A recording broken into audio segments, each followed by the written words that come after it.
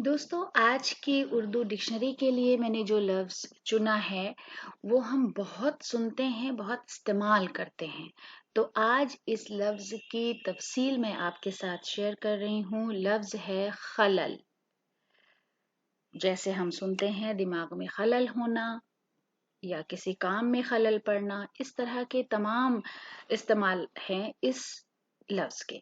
तो आज के इस वीडियो में हम देखते हैं कि इसको हम किस तरह से एक्सप्लेन करेंगे। अगर अंग्रेजी में हम बात करें तो लफ्ज़ खलल के लिए हम disorder, derangement, unsoundness, corruptness, break, gap, hindrance, fear, doubt, problem, interruption, rupture, confusion, disturbance, defect, imperfection, damage और prejudice का इस्तेमाल करते हैं।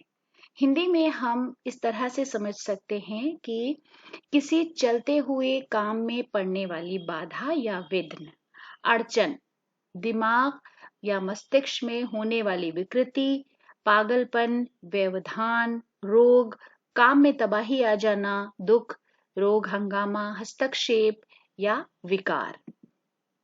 उर्दू में हम उसको इस तरह से समझ सकते हैं कि खराबी, बिगाड़, फतूर, अबतरी, इंतशार, बदहजमी, जिन या परी का साया या आसेब का असर, गलती, ऐब, खामी, नुक्स, जादू टोने का असर, दुख, बीमारी, आरिजा, शुद्ध बुद्ध, दखल, जुल्म, सितम, फितना, फसाद, हंगामा, फिक्र, अंदेशा, डर, वहम, फर्क, कसर, कमी, रुकावट, हर्ज, जरर, नुकसान, सौदा और जुनून।